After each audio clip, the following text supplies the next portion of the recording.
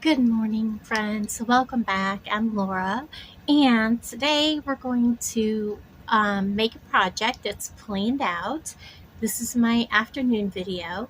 We're going to use from the Desert Sands um, Bargain Bead Box subscription and the Desert Sands um, Companion Bundle version 1. So I'm going to go ahead, and this is just what it kind of looks like. What all's in here? I'm doing a mixture of the two, and we are going to make a bracelet. This is pretty much beginner friendly, and we're just going to go ahead and get into it. I'll show you what I decided to use out of the two, and I think you'll enjoy this. So this was in the companion bundle. This is they call it a charm, but it is almost big enough to be a pendant, but I decided to use it as a charm. We're also going to use one of the rectangle picture Jasper. It is pretty much identical on either side. We're going to be using that today. And then I have an array of these little turquoise colored beads. I have some of the picture Jasper. And I think what we're going to do is kind of separate beads. And then I have from the companion bundle, the carnelian. And then I have some spacer beads. We're going to put them between like that. And then on the ends of the picture Jasper, we're going to put some bead caps. So I also have to connect. This is a working garage. You're going to hear him. He's building a drive shaft. So you're going to hear him. There's nothing I can do about that. I do have some extra beads because it's on the shorter length. I may need to add something. So I am going to bring over the remainder of what's going to be on the other side real quick so that it is all over here beside me. And there's that other bead cap that we're going to need. And I toyed around with what color to use, and I decided to go ahead and use the red. I think that would be the best, or we could use brown. I have plenty of brown. Let me get my brown out. I really think the brown would be better for this. I also have my silver findings right here, and I think I just located them and I put them back away. I should have kept them out. The stop it beads, the silver stop it beads. Where did I put them? I literally just had them in my hand. I should have kept them out. I wanted to use them again. Well,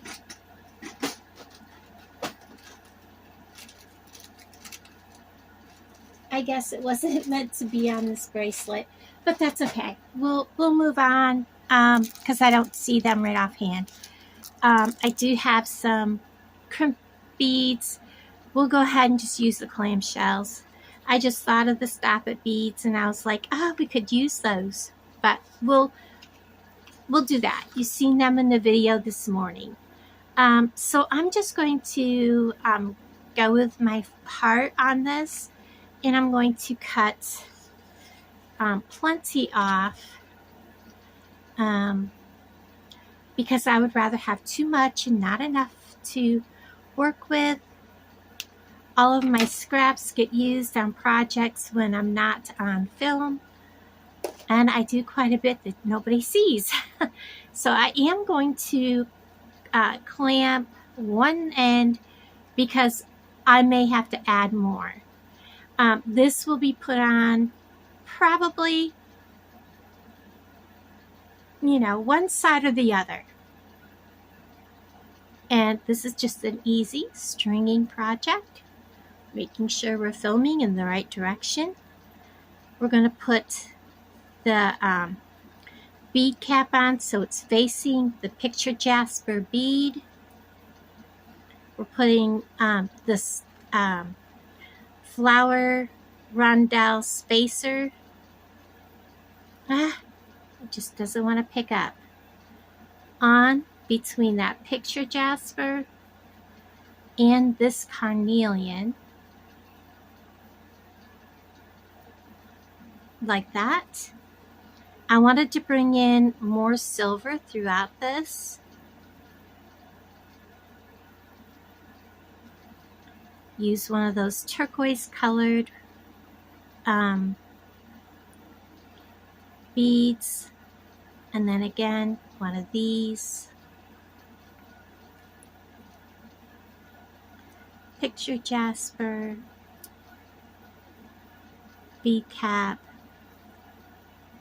a turquoise colored crystal,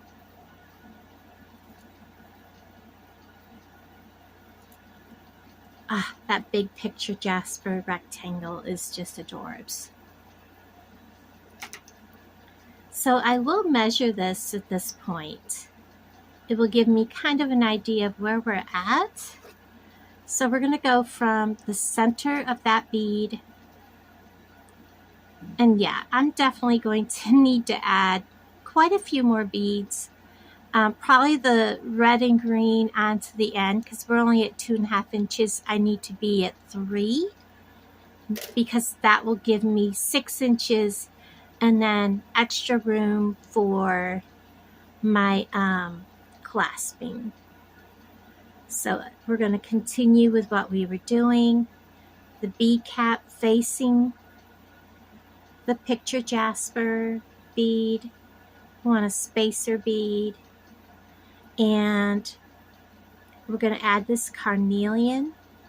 And before we go any farther, just to make it easier on myself, this is where I want to add this. I don't want it dangling down by my wrist. I don't like my dangles hitting the table. This will be more up on the side of your wrist. This is a bigger one. So we're just going to grab and see, if he was put on there like this, he would be laying like that. So we're going to put a jump ring on. The jump ring will be going up and down. He will be going sideways. So I kind of want to use just a 4mm jump ring. Let's see how that looks. I want to make sure that he is closed. Well, I got to open him anyways to put him on, don't I? I might want a bigger one because I don't want him up tight to the beads, but the next bead is a small crystal.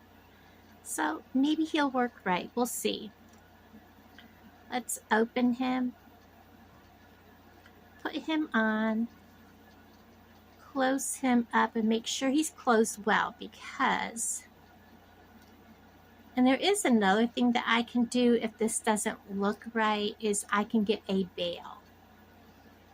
I have a small bail that works like a bead, and I want to pull this and make sure it's not going to come through that opening. Right there is the opening.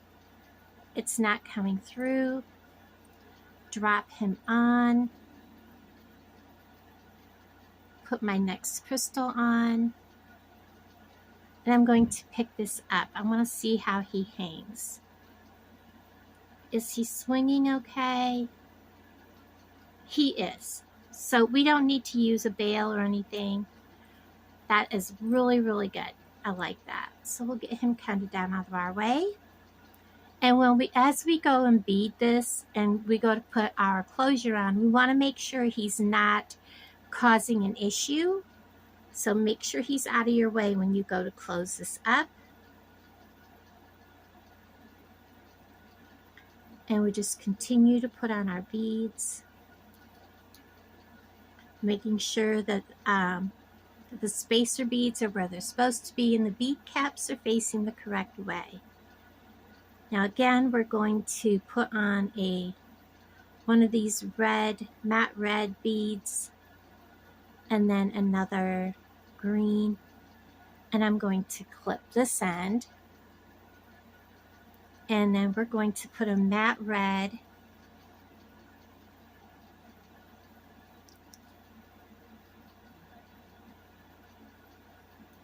I think it really finishes it off by doing that. See how much it changed how it looked? And then I'm going to measure the whole thing. This is, looks like we can go ahead and do a green on each end. So we're going to do that.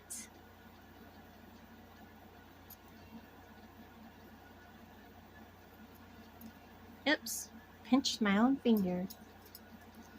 And that will give me just above 6 inches.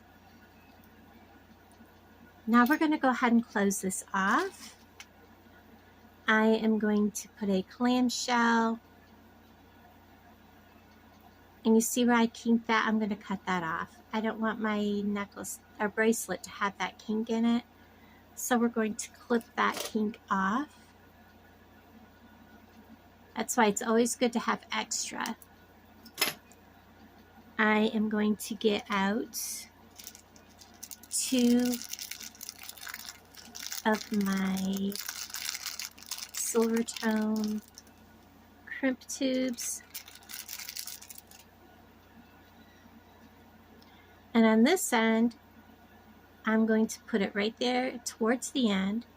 I'm going to take my bent chain nose pliers.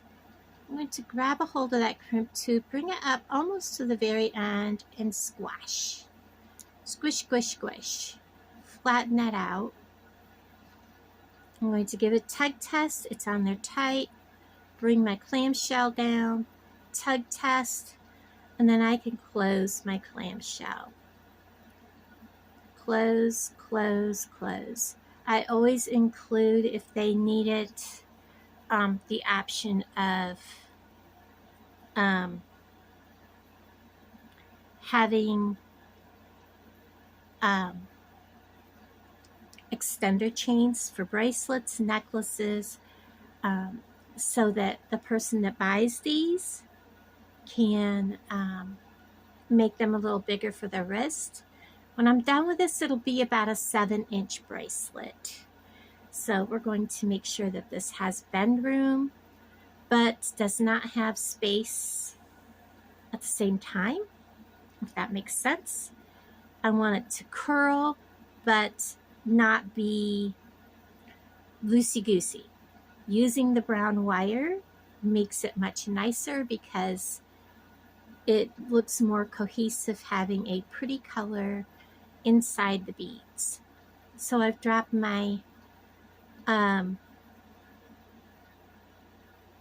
crimp tube down inside of my clamshell. I'm going to press down and then I'm going to squeeze. By pressing down into that clamshell with that crimp tube, it helps ensure that it's a little snugger. And I'm going to make sure that that is closed really good by keep smashing. And then I'm going to give it a tug test. It's on there tight.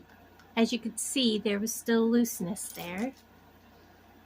I'm going to reach in there, clip, and close. Close tight gently, and then this one I'm going to make sure I mash shut. So there is how that looks. And you notice that there is movement. It's not going to be poker straight. And when you have big beads, it is very hard to have that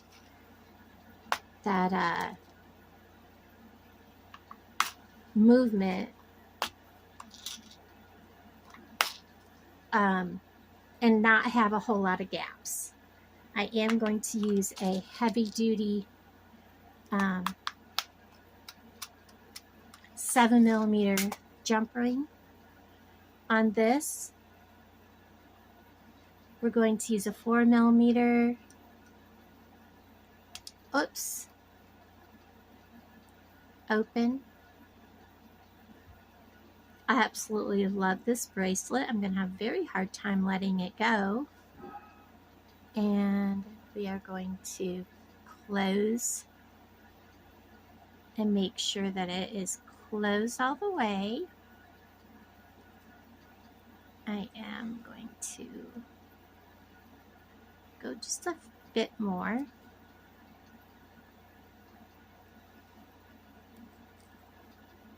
There we are. And then I'm going to put my big jump ring on the other side. And then we're going to close, whoops, this one up. And make sure it also, oops, I went too far. Back it up just a bit. There we go. Now we'll clasp it shut. Now I wear a 7¼ inch, oops. And as you can see, it would come shut, but it's going to be very snug. But when you wear this, instead of that being down here, where your bracelet, you know, would normally have its dangles and hitting on the desk, it would be up here, and you'll be able to see it. I love how it turned out. Guys, thank you so much for hanging out with me on this tutorial. I absolutely love this. And like I tell everybody, I do sell my jewelry. Go to my Facebook page. If you see something that you want that is in a video, reach out to me. I know shipping is absolutely horrible right now, and I apologize. But anyways, guys, I love all of you, and I'll talk to all of you guys down in the comments below. Bye, guys.